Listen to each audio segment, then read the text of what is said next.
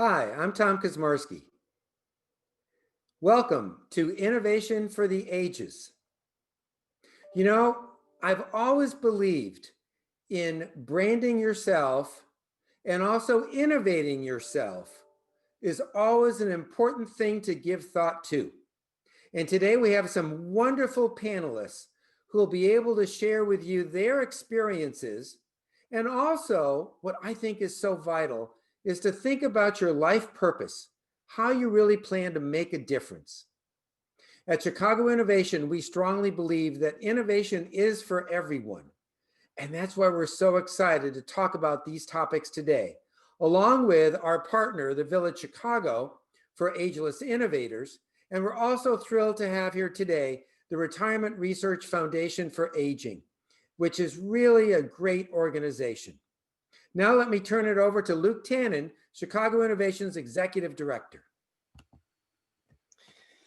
Thank you, Tom. It is great to be here with all of you today at Innovation for the Ages. Now, 2020 has certainly provided us all with a lot of challenges, but as we're going to talk about today, also a lot of opportunities and frankly, silver linings as well. And so today's discussion is going to be aimed at surfacing inspiration, valuable advice, and things that we could all use to really end this year on a high note. Now, if you have any questions for the panel, please send it to us via the Zoom Q&A. We're going to save the last 15 minutes for audience questions. We also received many questions from you in advance, and so we have those on hand. And then also keep an eye out for a couple polling questions because we want to hear from you and get to know more about the crowd who's here with us today. So next, I'd like to thank our year-round Chicago Innovation sponsors who support all the wonderful things that we do, starting with our founding diamond sponsor, Theron Technology Solutions, as well as SMS Assist, Walgreens, Accenture, and Wintrust.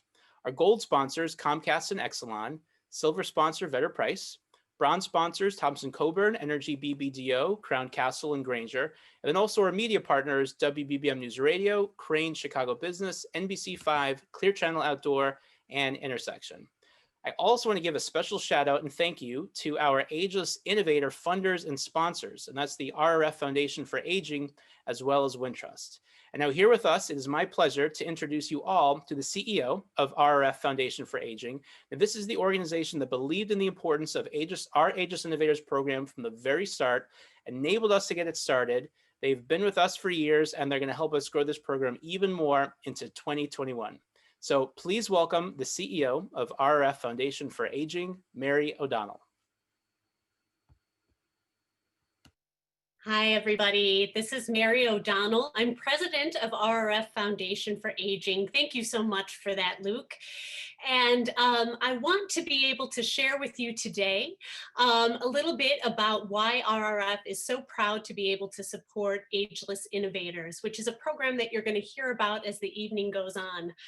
Rrf Foundation for Aging is a grant-making organization with an enduring commitment to older people. We're proud of our legacy for the last 40 years, having that focused mission on improving the quality of life of all older people. And we have a new strategic plan that we're particularly excited about because it includes an emphasis on social and intergenerational connectedness. And through this priority area, we support efforts that promote meaningful social connections, especially those that span across the generations. And we've been proud to be able to provide funding for Ageless Innovators, which is a co-mentoring program that really flips the mentoring model on its head and recognizes that everyone, no matter their age, has something to teach and something to learn, which is something that we certainly believe in at Rrf Foundation for Aging. So without further ado, I'm going to step away and say thank you so much for having me here with you this evening. So excited to see this wonderful panel and so excited to remember that aging is really about innovation. Thank you, Mary. We greatly appreciate your ongoing commitment and support. Now to tell us more about Ageless Innovators, as well as how you, the audience, can get involved with this great program, I'm going to hand it off to Molly Mathias.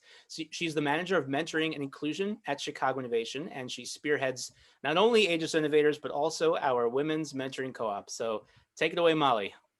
Thank you, Luke, and thank you, Mary.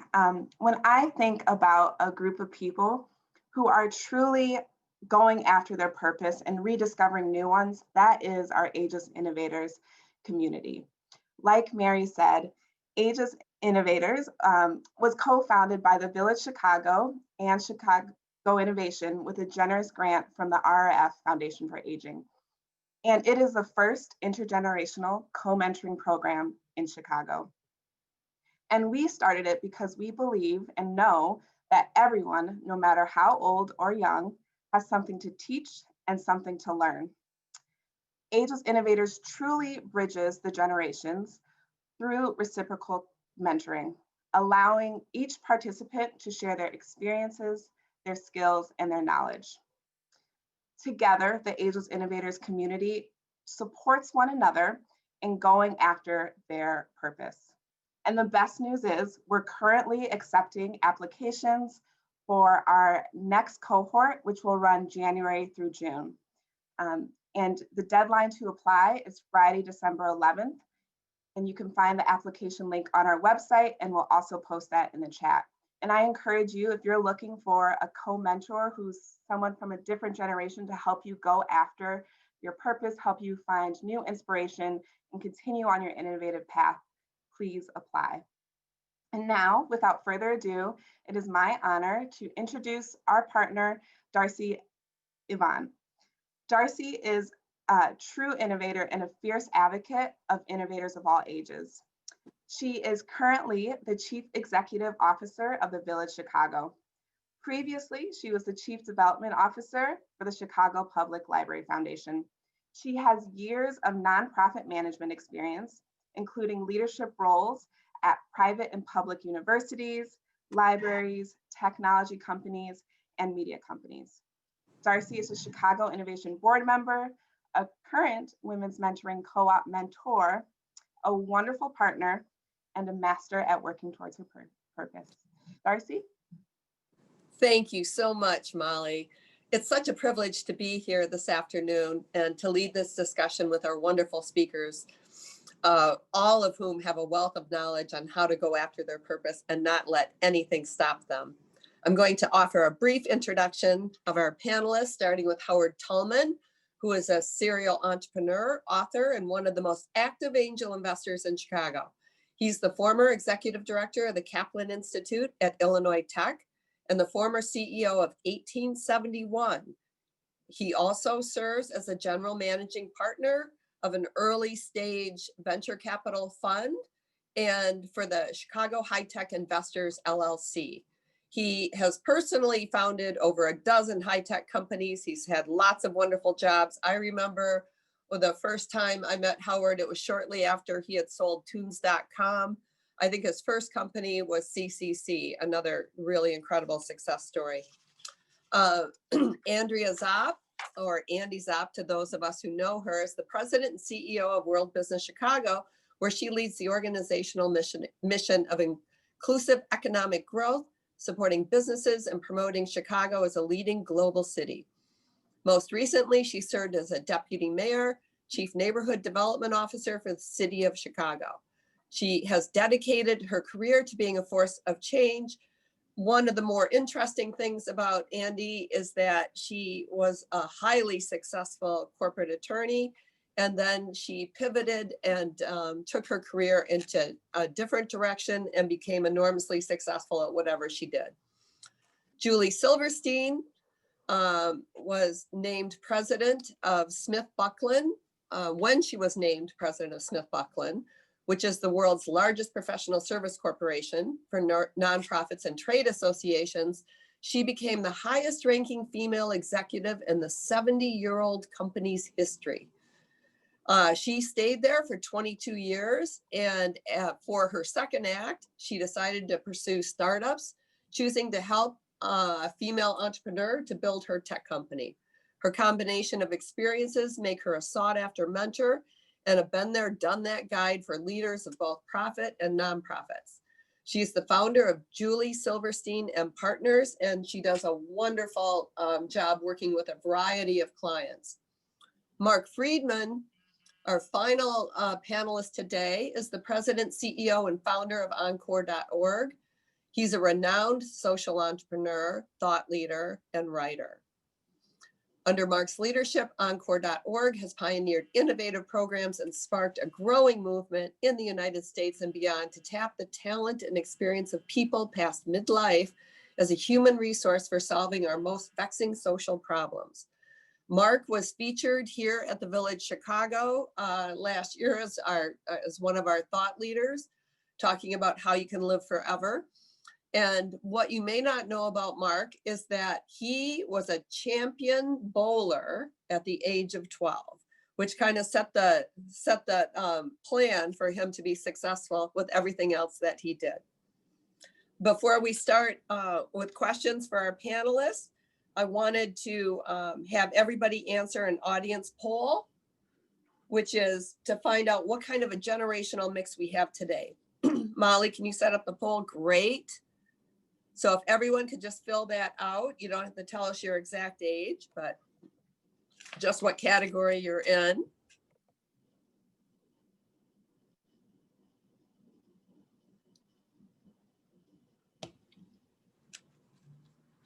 And do we have the results of the poll? Okay, so we are predominantly baby boomers today, 56 baby boomers, or 56 computers identified with baby boomers, Gen X, 37%, 21% millennial, and 16% traditionalist or the silent generation, which means over 75 years old. How exciting is that? True diversity in age always allows us to see topics and ideas from new angles and leads to new ideas on how we can work towards our common purpose. Let's see if we can dive into our conversation at this point. We're going to start with the first question for everyone. If we could start, I guess, with Howard.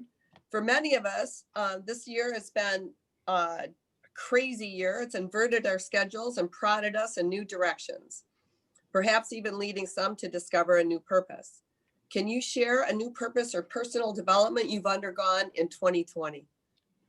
Well, first of all, thanks for having me, and thanks to all of the panelists and everybody who's listening in. It looks like we have almost 200 people, which is pretty impressive.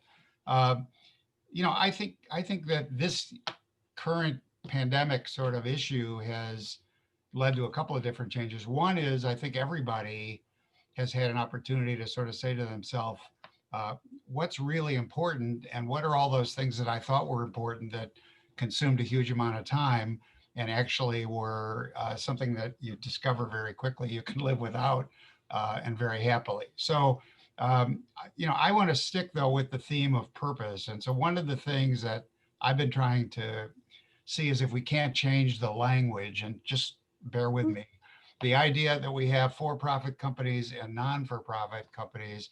And I'd rather say, instead of, you know, for a nonprofit, I'd rather say for a purpose, because it's not like there's not a profit. The truth is they're ridiculously important to the fulfillment of every part of our life. So a lot of what we've been focusing on is how do we do things that are going to make a difference? How do we do things that are going to be significant beyond our own sort of sphere?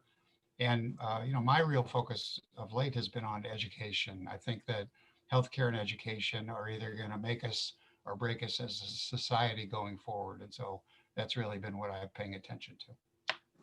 Great. Let's go to Andy.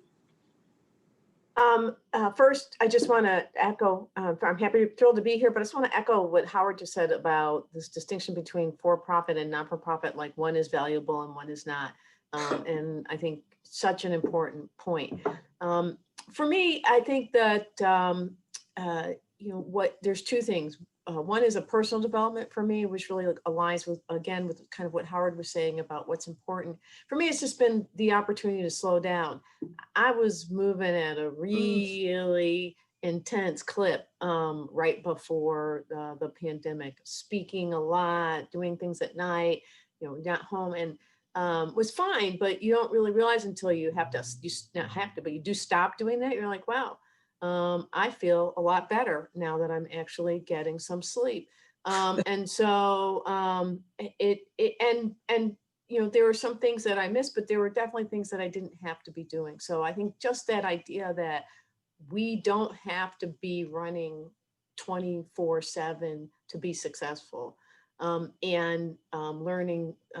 So that was important. But the other thing is, you know, something I've been working on for a long time is expanding access to economic opportunity.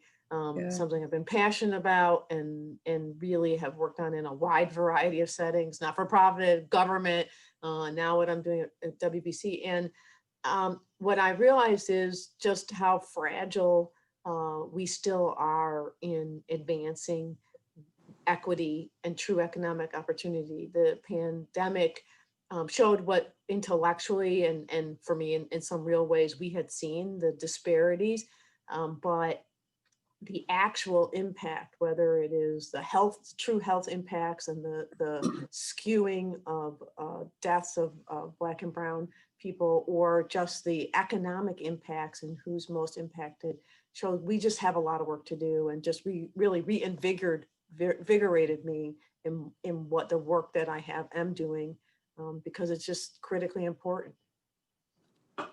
Thank you, Andy. Mark, let's go to you.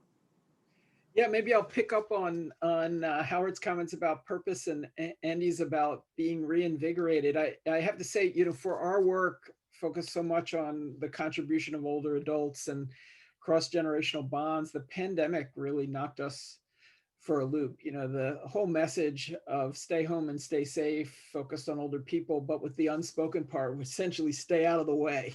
And, you know, that which led to isolation and loneliness and purposelessness. And yet I feel a kind of resilience coming out of that, an awareness of how much we need each other across generations and in so many other ways. And then I feel like the movement for Black Lives and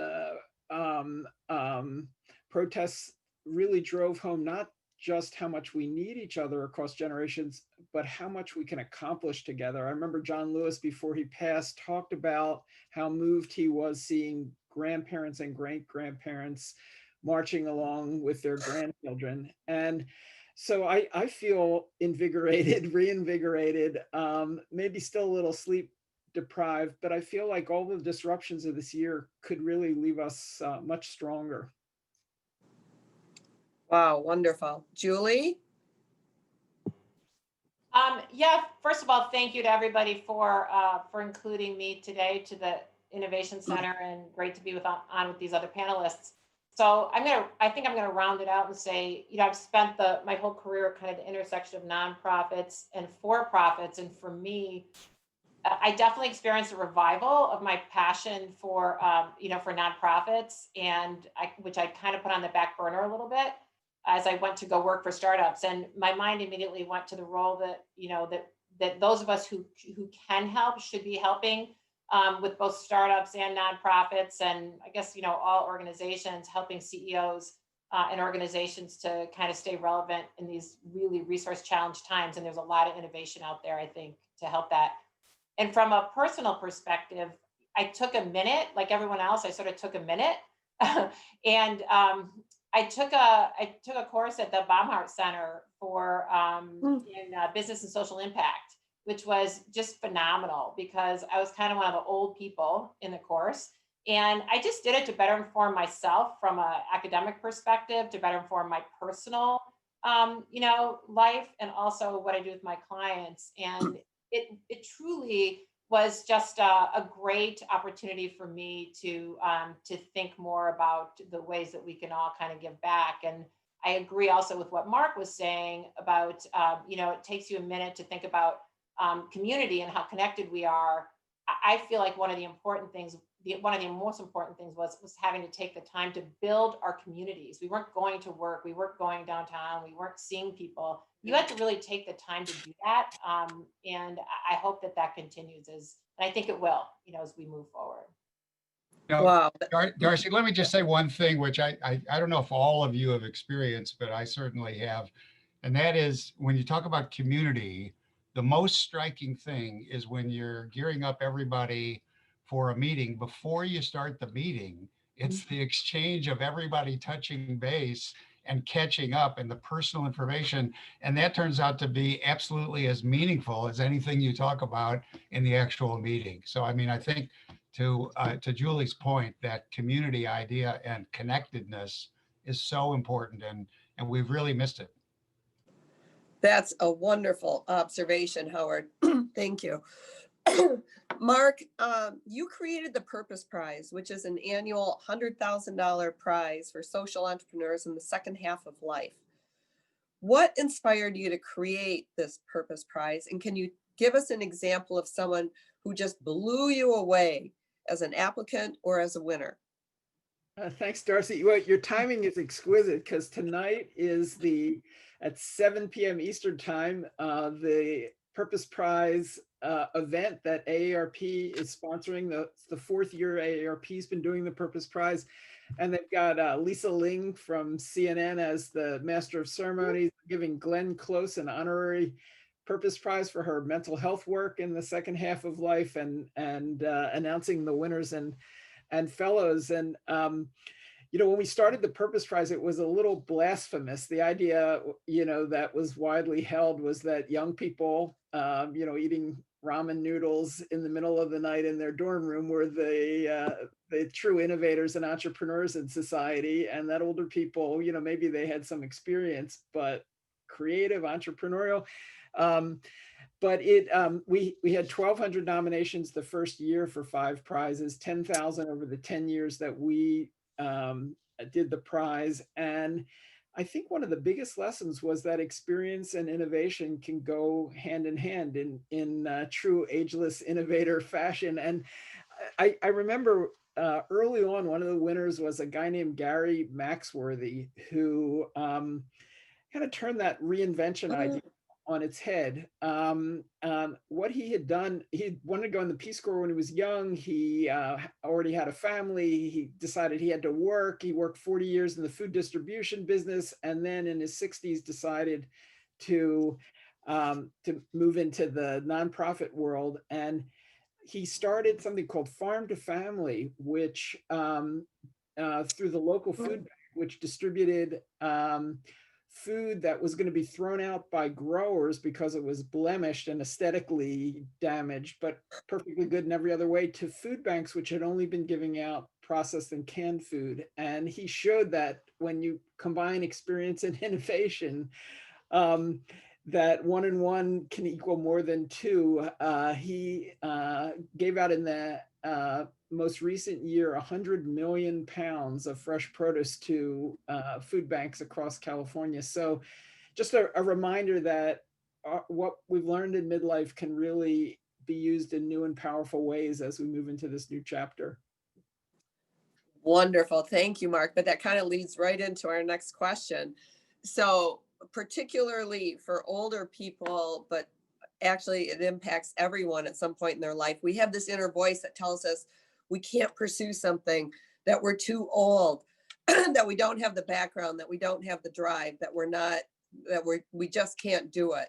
Or especially with age, that we missed our shot and we really can't do anything new and exciting and interesting. What would you say to someone who is battling this inner voice, Howard, while considering taking a leap into a new chapter? And you're on. Well, yeah. I got it. Well, the first thing I would say is that you're not really old until you have more regrets than dreams. And as long as you can dream, as long as you can look forward, then you're not old. You're still active. And, you know, I think the healthiest thing you can do is strive for whatever it is, you know, a best personal record, a fastest race, you know, have a goal that keeps you moving forward, because, you know, this isn't something we want to give into. It's not like old age or baldness or whatever. It's something we want to control. And so I think that, you know, honestly, as long as your health is good, you know, I like to say my health is good, it's my age that's a problem. But the truth is that these are rare times where, because technology is so inexpensive, where maturity is actually something that we value these days, that I think age is not a limiter. I think everybody should take that jump. Fabulous, Howard. Let's see what Julie has to say about that. So, well, first of all, the first thing I think about is there's that famous, Yale study from 2002 that told us that thinking positively about getting older adds 7.5 years to your life. So I think about that all the time. I think about that all the time. And I think that, self-talk really has to be about embracing a positive self-perception of aging. And I say that as a very not new agey person, but what we tell ourselves, I think really matters.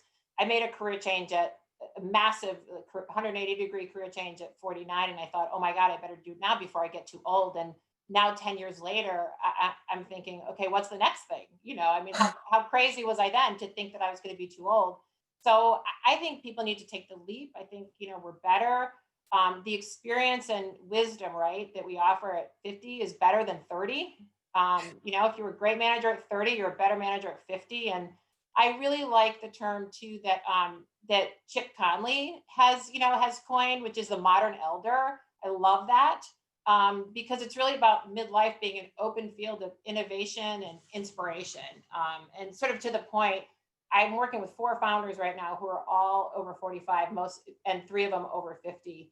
And they're amazing. And they move so much faster because of what they bring to the table and because of the energy and because they feel like they're pressed now to get something done that they're passionate about.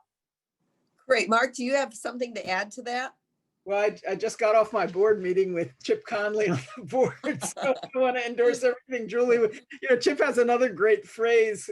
He describes himself, the modern elder as a combination of a mentor and an intern, as a kind of mentern, and that might be a watchword for us. I love that Joseph Campbell line that midlife is when you get to the top of the ladder and discover it's leaning against the wrong wall. Leap question is not, can feel like you're out of step, but yet so many of us are having to navigate that shift. And it doesn't have to be a leap necessarily. It can be a step, and you can, try on various roles at this juncture in ways that provide a real flavor for, what the change might actually feel like. Oh, that's wonderful. And let's hear from Andy. So, I don't have a lot to add to those comments, but one thing I would say that was in your original question, which is feeling like you're not worrying that you don't have the skill set, whether it's because of age or because of experience. I think the answer is if you have experience, you can develop the skill set, and short of it being brain surgery or rocket science, that might be hard to develop in a short period of time. But for example, I ran for office at the age of 58, having never run for office, a statewide federal office, U.S. Senator, having never run for office before. And while I didn't win, I got 500,000 votes, so which is not bad. And the point, and I learned a lot. But were they legal votes? Yeah, exactly. It was rampant fraud. I just didn't do it very well. But the point is I ran because I had a substantive point that I wanted to make. I had issues that I had been working on that I thought needed to be elevated in the race and talked about. So if you have a reason and a purpose, you can go. And even if it doesn't work out in the perfect win that the world might choose to win, it was a win for me personally, and I accomplished a lot and learned a lot and moved on to different things in my career because of it. So I think you can't at any point in your life say, well, I don't have that particular skill set. You can build it. We all have built skill sets over the course of our life and are still building them that help us do what we need to do. Hey, Darcy, can I just add here, because we had talked about what skill sets do you need? What do you need in order to pursue these changes as you get older and as you move from career to career? And the two that have always struck me are, one, you need to separate what you do from who you are so that you can leave what you used to do behind. It's like we're so interwoven with our prior business experience and stuff, it becomes our identity, and you really have to separate yourself. And then the second thing is I think that we're just embarrassed to ask for help. I think, everybody says, don't be afraid to be embarrassed and fail. It's not the failing thing. It's that, you need to be open to asking for help. And that goes to this age thing. I mean, because, as someone who's taught for a zillion years, you learn as much from your students as you teach them. And truthfully, you never learn how well you know a subject until you try to teach it anyway. But I think that set of skills, they're more people skills than technical skills. As Andy says, you can pick up anything, eventually. Wonderful answer, Howard. And actually, let's continue on that. You've been so active in the public community, helping entrepreneurs, serving on advisory boards, starting incubators, running incubators, funding companies. You really are connected in terms of the heartbeat of the high-tech community here in Chicago. How do you think 2020 has changed the role and purpose of innovators and entrepreneurs? Or maybe it hasn't. Well, how about looking at that? I think it has changed, and I'll tell you how. I think it's given us a chance to take stock. I think the initiative that Andy and the mayor announced today, the startup initiative, is directionally important. But here's what I really think. In the last 3 or 4 years, the venture capital community, maybe it's 10 years, has completely morphed. And all they care about are unicorns. And all they care about are these gigantic home runs. And so the real change is, as we talk about doing a few things better and simpler, as we start to look at what do we need, I think that entrepreneurs and innovators are going to have to look locally and look to sources of support and capital that aren't these lunatics who are like, SoftBank, I want to give you $800 million. And if you're not spending it fast enough, I'll give you more. I mean, there's a fabulous article in the New Yorker, which came out today, about how the people who backed WeWork were just insane and actually destroyed other companies. And so the idea is to get the focus on how do you build something that is going to be meaningful for you, that's going to make a difference, that's important, that has a purpose, and not this idea of, I'm going to hit a home run and become the next unicorn. It's really a bad message that we're sending to a whole generation of entrepreneurs. That's a wonderful insight, Howard. Julie, you're really good at moving people from thinking about being a founder to becoming a CEO. I'd like you to talk about that a little bit, but then also if you can expound upon it, how do you move an employee to become a founder? So, yeah, thanks. So I think the first thing I want to do is just respond real quickly to something that Howard said, which is really getting away potentially from venture and finding other ways of supporting, communities. And I think that one way to support more successful startups is to support female entrepreneurs who build, by definition, more cash efficient, capital efficient, and successful startups. So I have to put my pitch in there for the women out there. So when it comes to founders, I work with founders of many startups, and they're first-time CEOs, and typically. And what I try to get them to recognize is the difference between having the title and embracing the role. That you can't necessarily teach someone to become a CEO because there's obviously a skill set that needs to be effective in the role. But you can teach someone to recognize what's important in the role. And so that education, I think, is really critical. Most people understand that. You don't need to hit a home run to know a home run is going to win the game.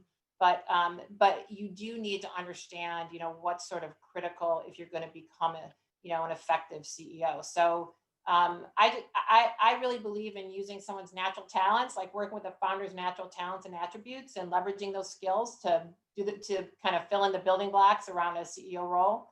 And then, of course, you can build a team around them. And I offer the piece of advice that you really need to focus, and this kind of gets to what you were also asking, is how do you go from an employee to an entrepreneurial role? And I think people need to focus on what only they can do. Which is significant, because what it often means in startups is helping founders to move from an operational or hands-on role into that's necessary in the early days into a more strategic role as a company grows. And if you're the CEO, you're the only one that can really lead that company. And as an employee, I try to help people think about what are the things that only you can do, like what's your significant skill set that you bring to the table, and then work with that as a starting point and to be comfortable in that entrepreneurial and kind of founding role. So that's just a little bit around that. No, that's fantastic. Howard, do you have any insight on that too? How do you move an employee to a founder? You're on mute. Well, I think that, you know, we've talked about this for 20 or 30 years, whether you could teach somebody to be an entrepreneur, really. And Right. the answer is that you either have that juice and that sort of drive in it, but you can teach people at every age and in every position to be better at what they're doing. I mean, there are tricks of the trade there, and they're not shortcuts, but they're ways of understanding, you know, telling a simple story, you know, focusing on a few important things. I think what Julie said is absolutely right. Every business today, and this again, this is really important that the pandemic has helped us understand this. Every business today says, needs to say, what can I farm out that I did that was totally a commodity? And what is my sustainable competitive advantage? What's my edge? And to double down on your edge, because otherwise you're not going to stand out and you're going to just be one of the crowd. And so in terms of, you know, employees, I think that the biggest thing that you need to do is to be honest with people. And, you know, we often, you know, say our average employees are working elsewhere, but I mean, that's doing them as much a favor as, you know, you're doing your company. And what people don't understand is that keeping decent performers or mediocre performers, the damage is not just the work that they don't do. It's that the really good people leave because they think that you don't know the difference. And that's really what's scary. That is. I think it's time for our second audience poll. Which statement best represents where you currently find yourself? If you want to put that up, Paul. All right, let's all answer that.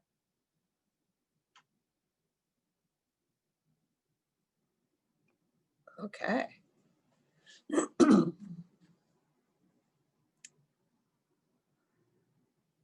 And I think we'll have the results up here in a minute.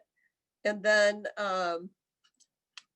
while we're waiting for the poll results, Mark, Howard had kind of alluded to this earlier and answered it. What skills do you think lifelong innovators need to be adaptive and creative throughout the course of their careers? Well, Julie stole my line on that. I was going to make a modern elder pitch, but I think that idea of combining kind of beginner's mind and kind of wise and sage is really important. But maybe I'll just throw in one other one. I had a wonderful mentor for many years who was much older than me, and he at one point, he revealed to me that the big lesson he'd learned was that he'd spent the first half of his life trying to be interesting, and then the second half trying to be interested. And that whole notion of kind of cultivating an interest in other people, in the world, I think that, you know, that's when these insights around purpose hit you, is through, you know, kind of finding yourself through losing yourself. That's wonderful. Andy, I wanted you to share with everyone what inspired you to leave a highly successful position as corporate attorney to delve into and to really be successful in the world of public service?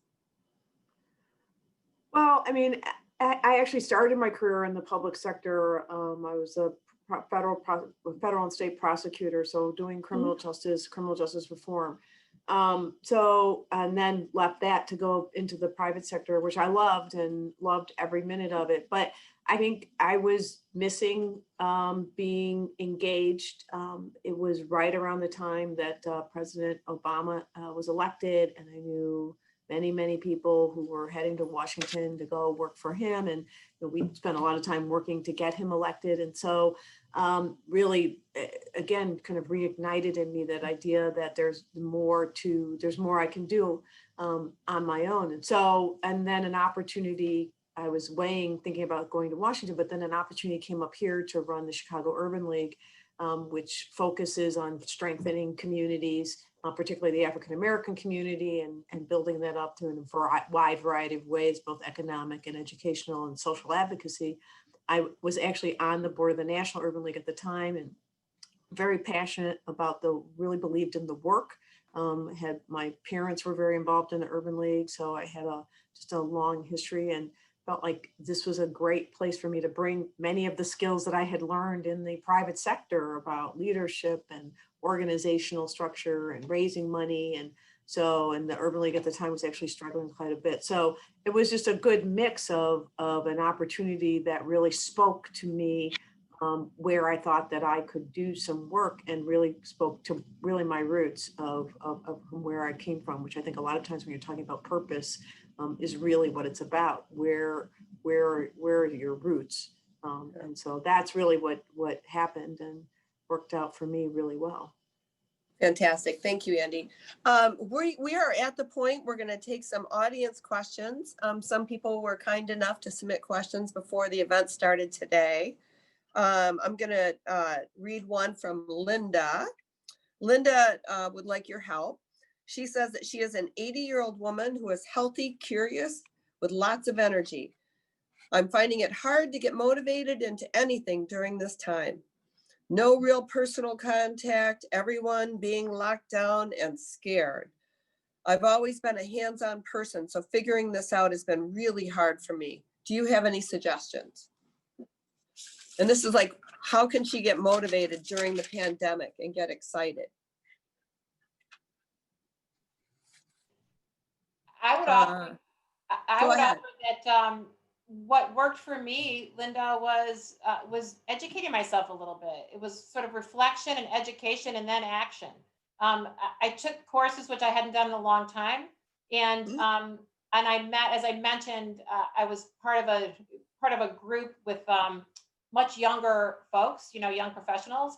And that was the best part of it for me. So all of a sudden I had a community, I could communicate with people, we went offline. So maybe take a course, learn, get your wheels turning, and you'll meet some folks in that kind of community.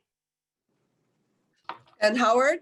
I was gonna, I want to just kick this over to Andy because maybe she knows the answer, but one of the things that is missing these days is a million extra mentors for kids who are learning at home or not learning at home and whose parents are overwhelmed. And so being a volunteer mentor to kids in junior high or high school is something everybody can do. And, those of us who actually learned English when we were in school and learned cursive and all these things, So Andy, I don't know whether the CPS has any kind of a program that would let people be sort of volunteer mentors or tutors or stuff like that, but for sure the need is there. Yeah, I actually, off the top of my head, I think there is an organization, and I think it might be called iMentor, that does mentoring. But I'm happy to have somebody do a little research and we can send the information out, because I think you're absolutely right, Howard. That is one area that you can certainly do online, and there is certainly a need for that. Whether it's CPS or city colleges, for that matter, young people trying to figure out their next path in their world. I also just want to build on something that Julie said about getting yourself thinking about educating yourself. I would also think about, we are at a crossroads. We had a lot of conversation this year about the racial divide in this country and equity. And part of the challenge that we have is lack of information and lack of understanding. And so I would say, and there's a number of ways, both reading, there's some program, there are courses, multiracial, multi-ethnic courses, programs that are being offered. And I think not only educating yourself, but educating yourself about experiences for people who are different from you, which will enable you when we are able to get connected, help with something that I think is going to be is a real issue for us as a country. We are fractured in a very ugly and unpleasant way, and we're going to need lots of people who have comfort levels dealing with people who are different and who think differently and understanding differently to bridge those divides. And so I would encourage you not only to get educated, but think about doing it in spaces where and things that are different and oppositional to you. You know, I'm so glad you said that, Andy. And I just wanted to circle back to Howard's comments and what you were saying at the beginning. You know, one of the upsides of the pandemic is the creation of a lot more virtual opportunities to mentor and tutor young people. And the organization put together a list of 10 particularly interesting ones. One of my favorites is something called Table Wisdom, which was started by an immigrant, a young entrepreneur, and connects older people for whom English is their first language with young people all around the world who are trying to learn English. So it provides a cross-cultural experience as well. And there, you know, many other really creative vehicles. And so I'm happy to send around the list of some of the best. Terrific. Yeah, and Darcy, I would just add, obviously, Chicago Innovation has the whole innovation, you know, thing that they do with the kids. And I mean, I think in chat, the innovation, you know, invention convention is now, there's a link in chat, which I think is really important too. Great. I'd like to stress for people to check that out, because you can actually become a judge or a mentor for the innovation convention, and the kids do amazing work. Darcy, just to pile on a little bit on the mentoring, I'm having fun and excited to work with a new organization in town called Teen Innovators, and I see Christine Hutchison is in the chat too. What's it called?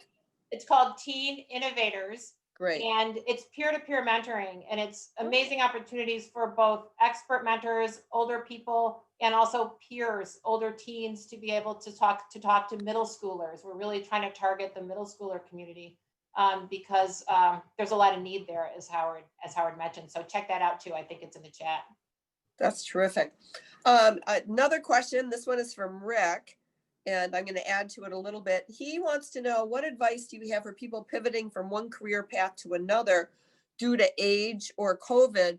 But let's say that you suddenly become unemployed and it's not by choice. How do you pivot to a new career? Like how do you pick yourself up and get the self-esteem to move forward in a different direction? And let's start with Howard. You know, I think, first of all, I think that it's hard when you say pivot to a new career. I think that it's very important for people not to say, well, I've been an astronaut all my life, why don't I go sell vegetables? I think you have to build off of what your experience is. I mean, that's the whole thing that you bring, as we've said throughout this conversation. You bring that maturity. You know, I mean, you know, in all honesty, you know, age is sort of a terrible penalty to pay for maturity. But having said that, I think that you need to say, what have I done? And what does that equip me to do? And not make the jump so radical that people really don't have comfort that you're bringing something to the party. So I think it's really important to sort of stay within the space. You know, I went from being a trial lawyer to a data entrepreneur and all these things. Julie has made all kinds of shifts. I mean, Julie's best career opportunity was when she worked for me 1,000 years ago. But in any event, I think that you should stay a little bit within an area where you have some familiarity. Great. Julie, do you have anything to add to that? Yeah. Aside from the fact that your very first job was working for Howard Tullman. Yeah, making like $13,000 a year. It was awesome. It was my first job in Chicago. Yeah, absolutely. But I was going to mention sort of this mentoring theme. We've been talking a lot about it, but I definitely think at the point where you sort of have to see these trigger events for what they are. You know, I mean, they're trigger events, and it's hard to always recognize them and turn them into something positive. And of course, I'm not making light of it. It's not positive sometimes, but to try to think positively about how to work your way out of it. And I think you should always have a mentor handy, and it doesn't have to be someone from a job. I had two early in my career, one that kind of did the setup for me, and then one that kind of saw me through to the finish line. And I could go on and on and on and on about those really critical people, because they knew me in a way that I didn't know me. And they helped me process all kinds of decisions and helped me build confidence in ways that I didn't think I had. So I just think mentors are really critical. And the other thing I would say is like that, look, life isn't linear, you know, I mean, decisions are rarely binary. And, you know, don't make yourself crazy, you know, do something. If you make a move that isn't quite what you thought that it was set out to be, you can always move from that. But move, I guess that's the message, is try to move forward a little bit and get a sounding board. Wonderful. I'd like to turn it to Andy. Andy, on the same theme, this is a question from Kathleen. What is the best way to present your skill set if you're in an older age group and you're competing with a lot of younger candidates? I think the best way to present your skill set is that you have it, and what it is that you've learned from it. I think you want to try and talk, you know, when you've been around a little bit longer and you've been doing a lot of different things, if you just list stuff, it becomes a really long list.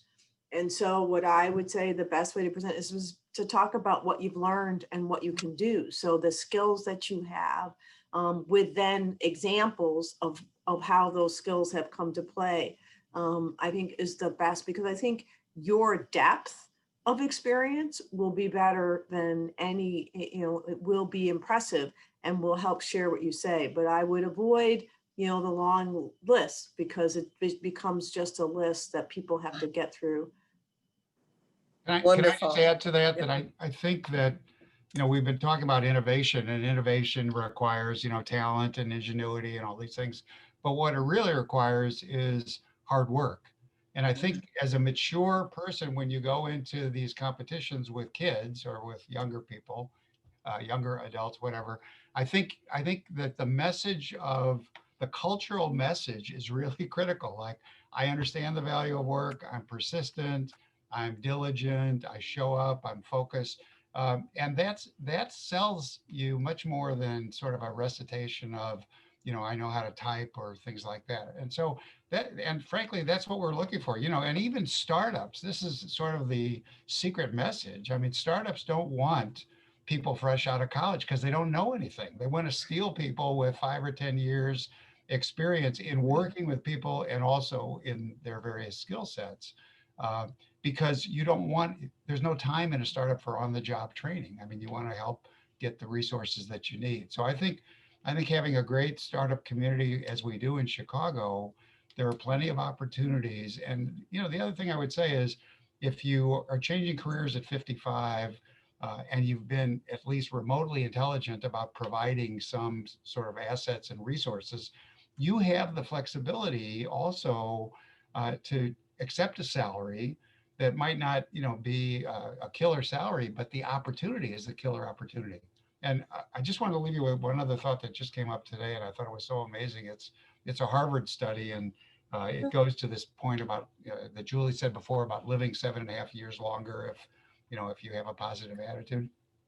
She mentioned mentors, but the truth is that having anybody in your life who you can go to if you're scared, if you're tense, if you have an issue, having anybody, it turns out that lengthens your life as well. It gives you a comfort level, especially in times like this. And again, you know, older folks can be those sort of sources of comfort and experience that are really critical now when people are sort of wondering just what the future is going to look like. I think anybody who, you know, tells you that they have a window that's longer than 6 months on the future, you know, believes seriously that astrology is a science and that horoscopes are, you know, compelling evidence of our future.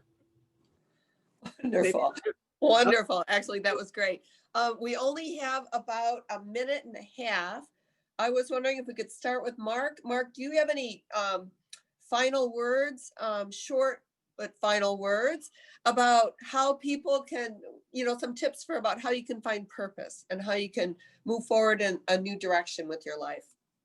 Well, I'll just pick right up on what Howard was saying about the importance of a multi-generational skill set, being able to work across generational lines. I think we're looking for that increasingly, and it turns out it's the true source of happiness. Another Harvard study, the Harvard study of adult development, has shown that older people who mentor and connect with younger people are 3 times as happy as those who fail to do so. There's a bestseller, 10% happier. This is 300% happier.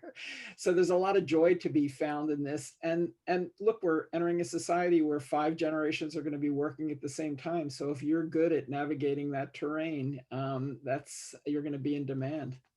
That's really interesting, Mark. The poll results came back and 50%, slightly more than 50% of the people on this call today said that they're still waiting to see if they have a new purpose. So I know that people need help. Andy, do you have any final words for them? I think 2 things. One really aligns and supports, builds on what Mark said, and that is, really think about, whether it's mentoring, but really think about for me, it's also about what you're doing for others. What can you do that's going to have a positive impact in the broader sense of the world, right? Because the fact is, we just have a lot of work to do there, and there's lots of opportunity. And I think when you find that you're not just all about in here, because it's really easy, particularly now when you're just in here in the head and you start thinking about out there, I think it can be moving. And then the other thing is really just don't be afraid to just do. You don't have to, we always want to do the thing, particularly because we see so much on social media and stuff. We want to do the thing that's going to change the world, right? We want to be the CNN hero. And you can do a little thing. And then I know this is supposed to be short, but I just tell this one story. We started a program at WBC. It took us 2 years to build it. It's been running for 2 years. And it ended up impacting only when the program is done, 13 people finished it. But these are 13 people who were hourly wage employees at hospitals, at local hospitals, who over the course of that time are now got degrees and they're now salaried medical assistants. Their lives have changed. Every effort, everybody who worked on that program, whatever you did, those 11 people who finished the program have had a profound change in their life. So we didn't change the world, but we changed the world for them. And that's powerful, and it's moving, and that's little things can make a difference. You don't have to, reinvent the entire world. They're pulling out the hook. Julie, you have 10 seconds if you want to say something, and we'll finish with 15 seconds from Howard. Julie.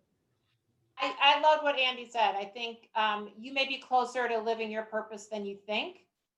Take some time to reflect. Thank you. Howard. I'd say that purpose without performance is just a dream, that you can think about it, but you have to actually make it real by taking those steps forward. Wonderful. Thank you, everyone. This has been a remarkable panel. The time went by way too quickly, but it was very exciting to talk today. Thank you, Howard, Andrea, Julie, and Mark, for sharing your knowledge and experience. And now I'm going to turn it over to Luke. And thank you to Darcy, as well as Howard and Mark, Julie and Andy. Indeed, Chicago Innovation, we could say we've now ended 2020 on a high note, thanks to you 5. And really, what a great final topic to end the year, finding one's purpose as we collectively, transition from 2020 and kind of reinvent ourselves into 2021. So you all shared some great insights. Something I want to point out to the audience, by the way, is that these 5 panelists together have over 310 years of wisdom. So where else are you going to find that? I think that's pretty great. 2 final things I'd like to say in closing. First, a final plug for Ageless Innovators. Again, our next cohort The application deadline is December 11th, next Friday. We're looking for leaders who are interested in co-mentors, who are other leaders from other generations. We talked a lot today about the importance of mentorship, of having a community, of having other people in your life who have your back. And that's what this is all about. And then lastly, I want to thank all of you who've tuned in, not just today, but for this entire crazy year of virtual events and programming. And thank you for really giving us our purpose to, to stay strong, to stay resilient, to stay innovative ourselves, and to stay committed to all of you. So 2021 is our 20th anniversary year, and we are beyond excited to make it a great one. So until we see you then, be safe, be well, happy holidays, and we'll see you all again soon. Thank you.